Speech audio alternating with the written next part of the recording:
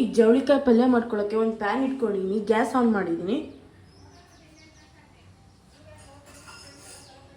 Oil ಹಾಕೊಳ್ಳೋಣ.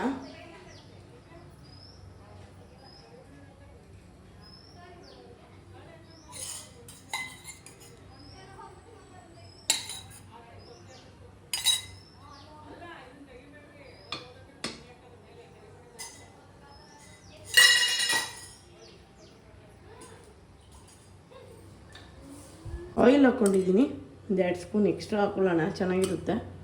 ಈಗ ಕರಿಬೇವಿನ ಸೊಪ್ಪು ಹಾಕ್ಕೊಳ್ಳೋಣ.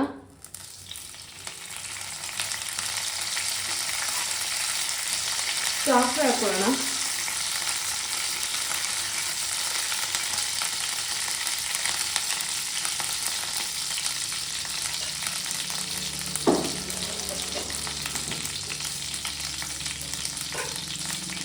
ಕಡಲೆಬೇಳೆ ಹಾಕ್ಕೊಳ್ಳೋಣ.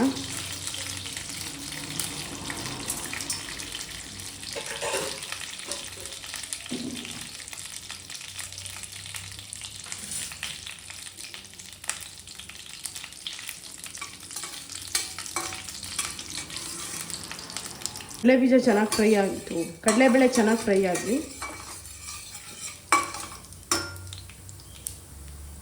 ಈಗ ಚಾಪ್ ಮಾಡ್ಕೊಂಡಿದ್ದೀನಿ ಆನಿಯನ್ನು, ಇದು ಹಾಕೊಳ್ಳೋಣ.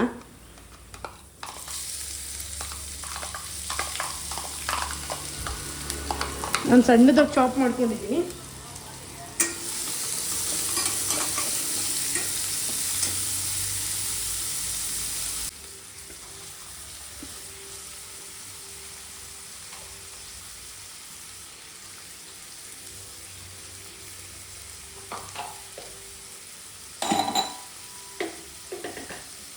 ನಾನು ಈ ಚಾಪರಲ್ಲಿ ಚಾಪ್ ಮಾಡ್ಕೊಂಡಿದ್ದೀನಿ. ನಿಮಗೆ ಯಾವ್ದಾರ ಲಿಂಕ್ ಬೇಕು ಅಂತ ಕಮೆಂಟ್ ಮಾಡಿ, ನಾನು ಲಿಂಕ್ ಕಳಿಸ್ತೀನಿ.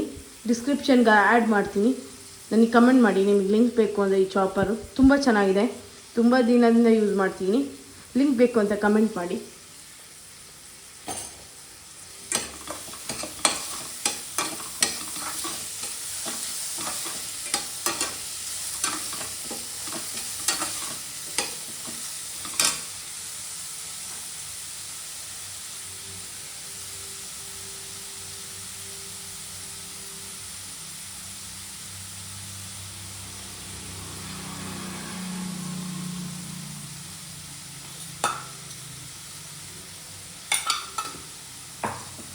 ಅರಿಶಿನ ಪುಡಿ ಹಾಕೊಳ್ಳೋಣ.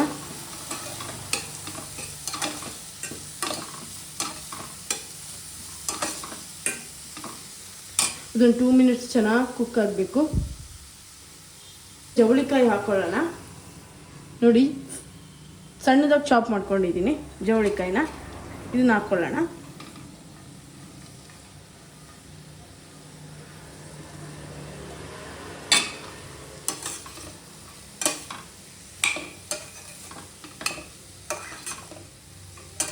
ಇದಕ್ಕೆ ನೀರೇನು ಹಾಕಬಾರ್ದು, ಆಗಲೇ ಒಗ್ಗರಣೆಲೇ ಬೇಯಬೇಕದು, ಆವಾಗಲೇ ಪಲ್ಯ ರುಚಿಯಾಗಿ ಬರುತ್ತೆ.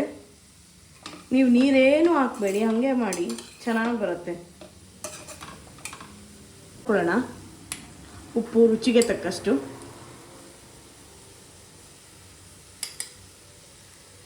ಈಗಲೇ ಹಾಕ್ಕೊಂಡ್ರೆ ಉಪ್ಪೆಲ್ಲ ಚೆನ್ನಾಗಿ ಹಿಡಿಯುತ್ತೆ.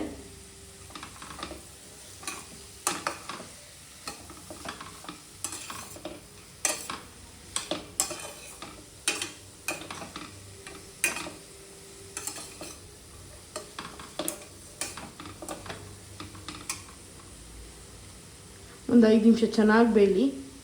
ಲಿಡ್ ಕ್ಲೋಸ್ ಮಾಡೋಣ.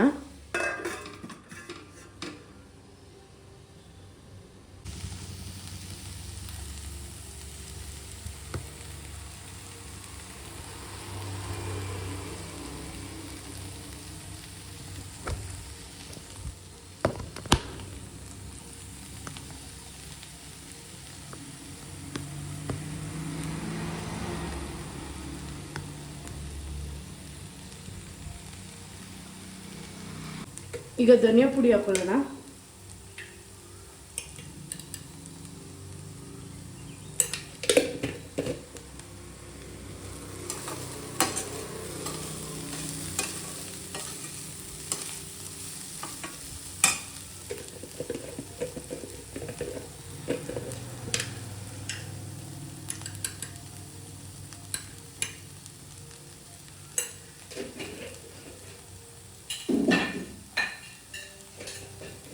ಖಾರ ಪುಡಿ ಹಾಕ್ಕೊಳ್ಳೋಣ.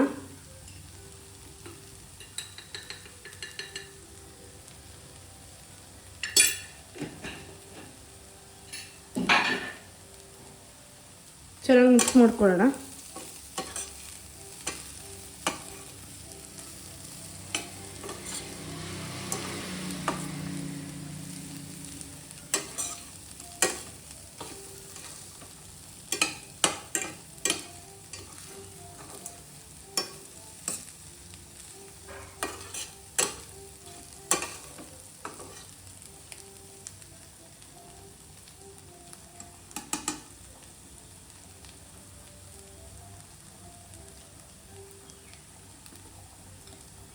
ಸ್ವಲ್ಪ ಕೊತ್ತಂಬರಿ ಸೊಪ್ಪು ಹಾಕ್ಕೊಳ್ಳೋಣ.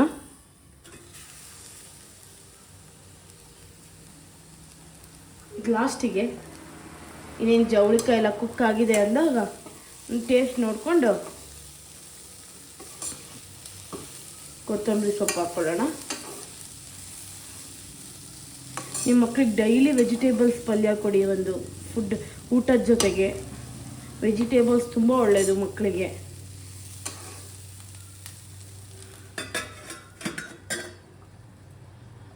ಸ್ವಲ್ಪ ಕಾಯಿ ತುರಿ ಹಾಕೊಳ್ಳೋಣ.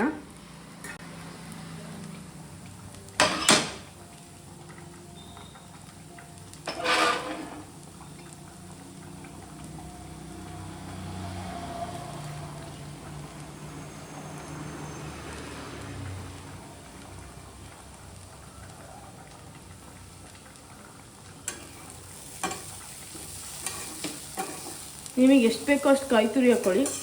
ನನಗೆ ಸ್ವಲ್ಪ ಜಾಸ್ತಿ ಇರಬೇಕು ಕಾಯಿ ತುರಿ, ಅವಾಗ ಟೇಸ್ಟ್ ಇರುತ್ತೆ ಪಲ್ಯ. ಯಾವುದೇ ಪಲ್ಯ ಆಗಲಿ ಕಾಯಿ ತುರಿ ಹಾಕೇ ಮಾಡಬೇಕು, ಆವಾಗಲೇ ರುಚಿಯಾಗಿ ಬರೋದು. ನೋಡಿ, ತುಂಬ ರುಚಿಕರವಾದ ಜವಳಿಕಾಯಿ ಪಲ್ಯ ರೆಡಿ ಇದೆ. ನೀವು ಮನೇಲಿ ಮಾಡ್ಕೊಂಡು ತಿಂದು ಟೇಸ್ಟ್ ಹೇಗಿದೆ ಅಂತ ಹೇಳಿ. ಲೈಕ್ ಮಾಡಿ, subscribe for Likhitha vlogs. Subscribe ಮಾಡಿ. ಇನ್ನೂ ಹೆಚ್ಚೆಚ್ಚು ಪಲ್ಯ recipes, dosa recipes, sambar recipes ಎಲ್ಲ ತೋರಿಸ್ತೀನಿ. ನೋಡಿ, ರೆಡಿ ಇದೆ. ಕಮೆಂಟ್ ಮಾಡಿ ಯಾವ ರೆಸಿಪಿ ಬೇಕು ಅಂತ. ನೋಡಿ, ತುಂಬ ರುಚಿಯಾಗಿ ಜವಳಿಕಾಯಿ ಪಲ್ಯ ರೆಡಿ ಇದೆ. Ready to serve. ತುಂಬ ಚೆನ್ನಾಗಿದೆ. ಮನೇಲಿ ಮಾಡ್ಕೊಂಡು ತಿಂದು ಹೇಗಿದೆ ಅಂತ ನಂಗೆ ಕಮೆಂಟ್ ಮಾಡಿ. Thank you all.